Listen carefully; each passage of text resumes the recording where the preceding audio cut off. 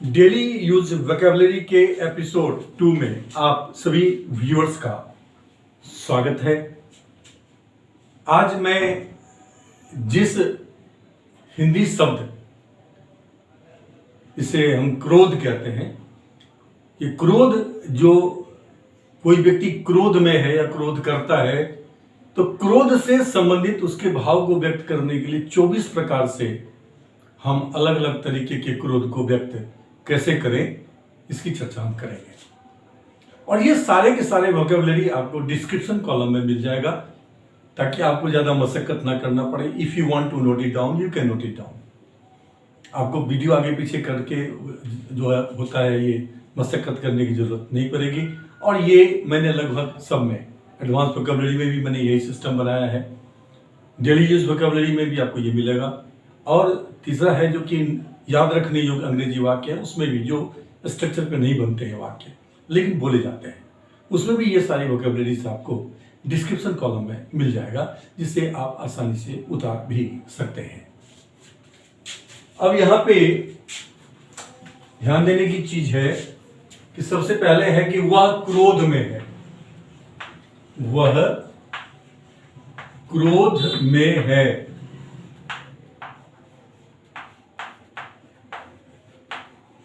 या गुस्से में है। इसको हम कितने तरीके से व्यक्त कर सकते हैं? इसको हम बोल सकते हैं ही इज एंग्री। ये सबसे कॉमन जो है, इसका मीनिंग है एंग्री। ही इज एंग्री, वह क्रोध में है। दूसरा होता है ये he is in a bad temper. He is in a bad temper. TEMPER। इसका मतलब ये होता है कि वह क्रोध में है या गुस्से में है। उसका होता है, इसी को हम बोल सकते हैं he is out of temper. He is out of temper. इसका मतलब ये होता है कि वह गुस्से में, या कोई भी गुस्से में है, he is out of temper, या he is in a bad temper, या ही इज एंग्री। या तीसरा है कि चौथा वो है कि ही is field. He is field. जो वर्ड फील्ड है, इस फील्ड के साथ हम लगाएंगे with. He is field with anger. ये चार प्रकार से हम वह गुस्से में है या कोई भी गुस्से में है, इसको व्यक्त करने के लिए he is angry, he is in a bad temper, he is out of temper, he is filled with anger. ये चारों में से किसी का भी प्रयोग कर सकते हैं, और किसी भी टेंस में हम वाक्य में इसका प्रयोग कर सकते हैं। पास्ट में है कि वो गुस्से में था, he was angry, he was in a bad temper, he was out of temper, he was filled with temper। Future में होगा वो गुस्से में होगा, he will be angry, he will be in a bad temper, he will be out of temper, he will be filled with anger। ये चारों प्रकार से हम इसको बना सकते हैं।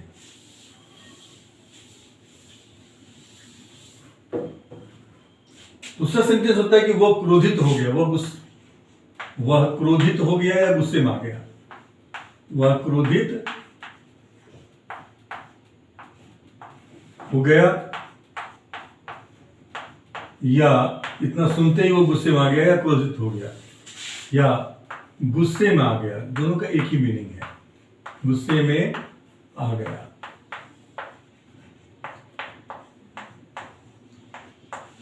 यह एक कॉमन जो है, क्या कह सकते हैं, सेंटेंस है जो बहुत ज्यादा प्रयोग में आता है। उसका सबसे सिंपल है वह है कि ही बीकेम एंग्री। फिर इसको हम किसी भी टेंस में बना सकते हैं। वो गुस्से में आ जाता है, हो जाएगा ही बिकम्स एंग्री। वो गुस्से में आ गया, ही बिकेम एंग्री। और गुस्से में आ जाएगा, he will become angry। तो become आ जाएगा, तो he will become angry। दूसरा इसको क्या बोल सकते हैं कि he flew into a rage। he flew into a rage। इसी सेंटेंस को हम बोल सकते हैं he flew into a rage। तीसरा हो जाएगा फ्लू की जगह पर रेज, ही फ्लू इनटू एंगर, ये नहीं आएगा, इनटू एंगर, या एंगर की जगह आप टेम्पर कर दीजिए, into temper. He flew into a temper, ये तीसरा तरीका है। और चौथा तरीका है कि he flew into a fury, he flew into FURY, fury का मतलब भी गुस्सा, टेम्पर का मतलब भी गुस्सा, रेज का मतलब भी गुस्सा, और एंग्री का मतलब भी गुस्सा। लेकिन रेज, टेम्पर और फ्यूरी के साथ हो जाएगा, लग जाएगा फ्लू इनटू या फ्लो इनटू। प्रेजेंट टेंस में करेंगे, ही फ्लोज इनटू रेज, वह गुस्से में आ जाता है। He flows into a rage, he flows into a temper, he flows into a fury. Future tense में करेंगे तो जाएगा he will flow into a rage, he will flow into a temper, he will flow into a fury. इसमें जो हम use करेंगे angry word का, तो यहाँ हो जाएगा प्रेजेंट में ही बिकम्स एंग्री, पास्ट में ही बिकेम एंग्री, और फ्यूचर में ही विल बिकम एंग्री का प्रयोग करेंगे हम। नेक्स्ट सेंटेंस देखते हैं, और ये सारे के सारे आपको डिस्क्रिप्शन कॉलम में दिया हुआ है, जिसको कि आप यूज कर सकते हैं। और इसके अलावा भी एक वाक्य और बना सकते हैं, ही फ्लू इनटू, ही फ्लू, उसी वाक्य का पांचवा, ही फ्लू। अब यहां पे इसका एक अलग होता है, ये फ्लू नहीं होगा यहां पे, तो grew, he grew furious, furious, ये पांचवा है सेंटेंस जो हम तो गुस्से में आ गया को हम बोल सकते हैं ही ग्रीव फ्यूरियस। फ्यूरियस का मतलब होता है गुस्से में। Grew, the choice is yours as to whichever seems to be simple and you feel comfortable while using them. You can choose that particular sentence or pattern of sentence. क्रोध से उसकी आंखें चमक उठी, या गुस्से से, क्रोध या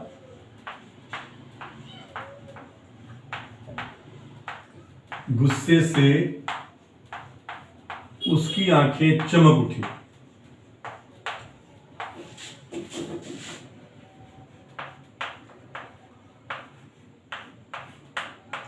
चमक उठी।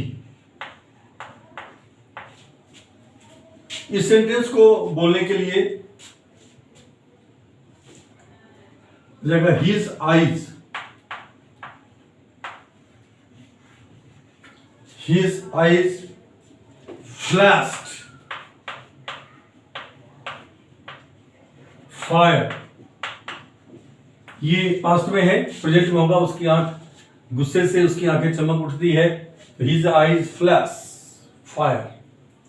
दूसरा इसको बोल सकते हैं हम कि he eyes flashed out, his eyes, ये दोनों तरीके से बोल सकते हैं इसको हम, his eyes flashed out. Flashed out या फ्लैश्ड फायर, दोनों का एक ही मीनिंग है, और वो है कि आंखें गुस्से से चमक उठी। अगला है, क्रोध से उसका चेहरा लाल हो गया, या गुस्से से उसका चेहरा लाल हो गया। क्रोध से उसका चेहरा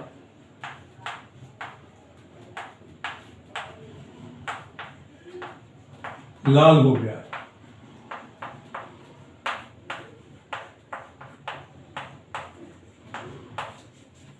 तो क्रोध से उसका चेहरा लाल हो गया, his face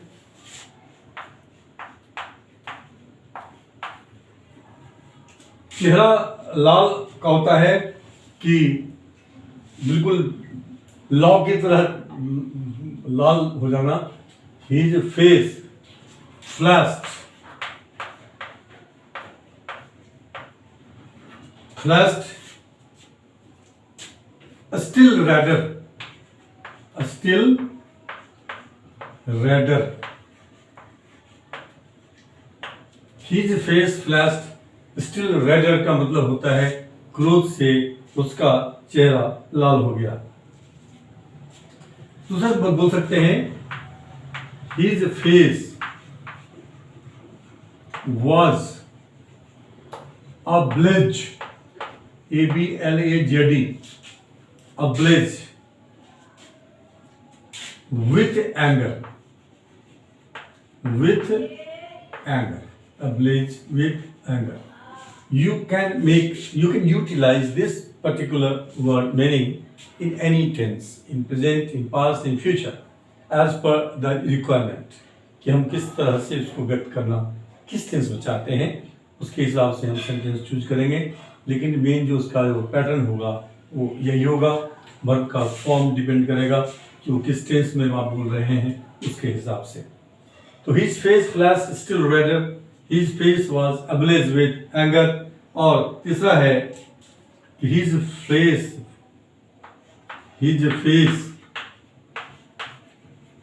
flame, still raider की जगह हो जाएगा विथ एंगर, विथ एंगर। तो इस तरह से हम इसको, ये 3 तरीके हैं जिससे इसको हम एक्सप्रेस कर सकते हैं। नेक्स्ट सेंटेंस है कि वह क्रोध से फट रहा है, गुस्से से फट रहा है। वह क्रोध से फट रहा है, इसका मतलब हुआ कि वो कोई भी अनहोनी को अंजाम दे सकता है, अनहोनी को अंजाम दे सकता है। वो स्थिति है ये जिसे कहते हैं हम कि वह क्रोध से फट रहा है। अब वह क्रोध से फट रहा है, कहा जाएगा he is bursting, BURSTING। Burst का मतलब होता है बरसना। He is bursting with anger,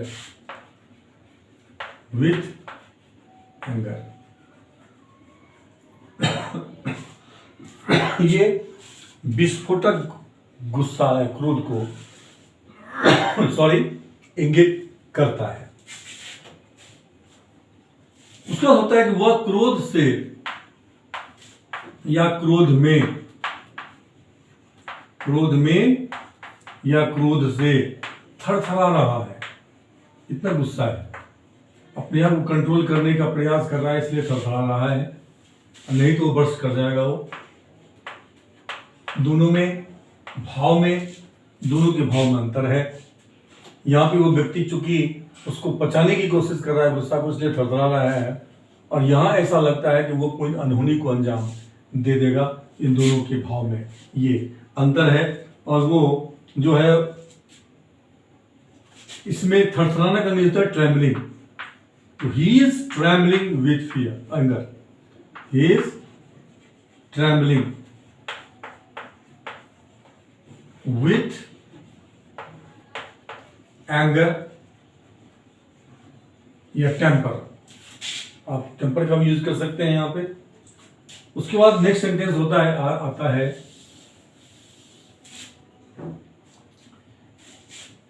उसकी आंखें क्रोध से भरी हुई है, उसकी आंखें क्रोध से भरी हुई है, क्रोध से भरी हुई है।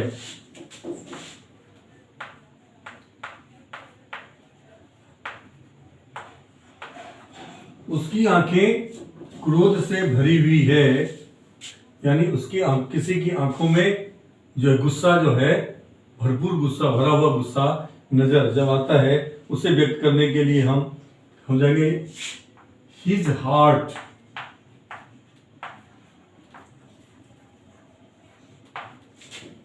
इज फील्ड विथ कर देंगे यहां पे एंगर या टेम्पर, एंगर या टेम्पर दोनों में से किसी का भी प्रयोग हम कर सकते हैं। वह गुस्से से या क्रोध से लार बबूला हो रहा है, वह क्रोध से या गुस्से से आग बबूला हो रहा है,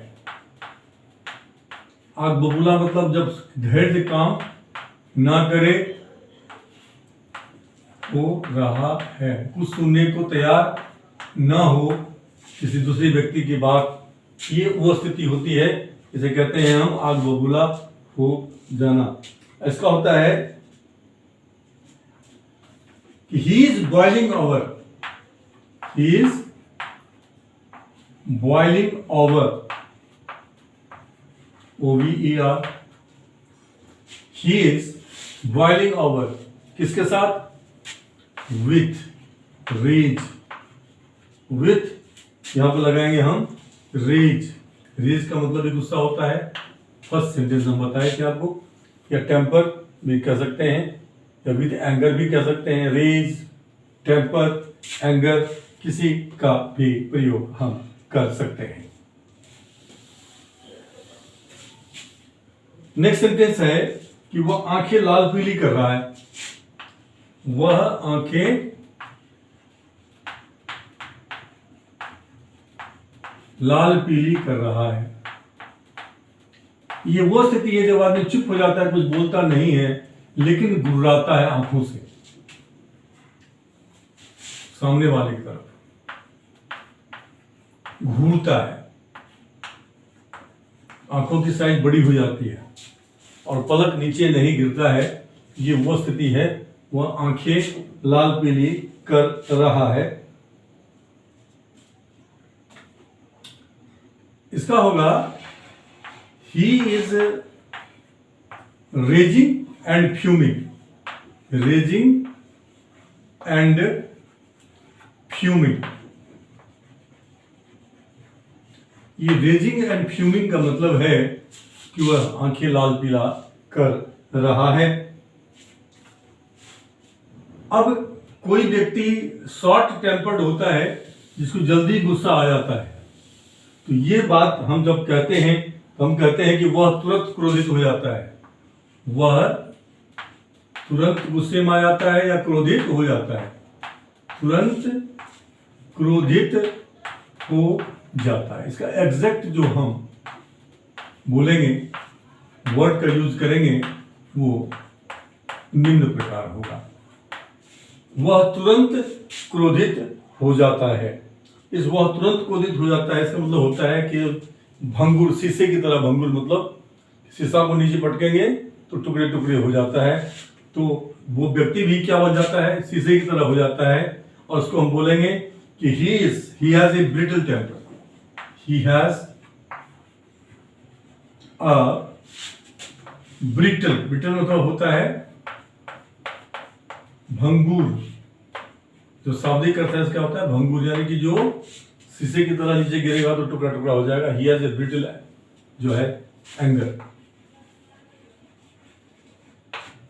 या टेम्पर का भी प्रयोग कर सकते हैं यहाँ पे। He has a brittle temper या ब्रिटल एंगर, टेम्पर का भी प्रयोग कर सकते हैं। और अगली जो, अब क्रोध को व्यक्त करने के लिए, जैसे किसी को डांटना हो गुस्से में, किसी को आदेश देना हो गुस्से में, किसी से नेगेटिव बात करना हो गुस्से में, तो उस क्रोध के कितने प्रकार से हम व्यक्त करते हैं, ये हम अगले एपिसोड जो आएगा उसमें कि याद रखने योग्य अंग्रेजी वाक्य, उसमें हम आपको बताएंगे। जो पहली बार आए हैं और देख रहे हैं, मैं उनसे कहना चाहता हूं कि अगर आपको हमारा जो प्रेजेंटेशन है, ये तो वोकैबुलरी पार्ट है, हमारे और भी पार्ट है, एडवांस वोकैबुलरी भी है, उसके बाद याद रखने होंगे जो वाक्य है वो भी वोकैबुलरी है, और उसके अलावा प्रैक्टिकल इंग्लिश ग्रामर है, उसके अलावा जो है प्रीपोजिशन ग्रामर का सेक्शन अलग है जो है प्रैक्टिकल इंग्लिश ग्रामर, और सबसे इम्पोर्टेंट हमारा है वो है इंग्लिश स्पीकिंग प्रैक्टिस, जिसमें हम बिना किसी ट्रांसलेशन के, बिना किसी ग्रामर के आपको अंग्रेजी वैसे ही बोलना सिखा रहे हैं जैसे कि आपने हिंदी सीखी है और आपने अपनी मातृभाषा सीखी है, किसी किताब से, किसी ग्रामर से, किसी ट्रांसलेशन से नहीं सीखी है। ठीक उसी पैटर्न पर ये वातावरण है आपके लिए। के एपिसोड 1 से देखना आप शुरू करें और रोज का रोज आप प्रैक्टिस करें, बहुत आनंद आएगा। और ये चीज़ आपको किसी भी दूसरे किसी यूट्यूब चैनल पे उपलब्ध ही नहीं है, ये मिलेगा भी नहीं आपको। और हम वादा करते हैं आपसे कि अगर आपने 2 महीने लगातार अगर एक एक एपिसोड को प्रैक्टिस किया तो 2 महीने के बाद आप जैसे हिंदी बोलते हैं, जैसे आप अपनी मातृभाषा बोलते हैं, वैसे ही आप अंग्रेजी बोलने के योग्य बन जाएंगे।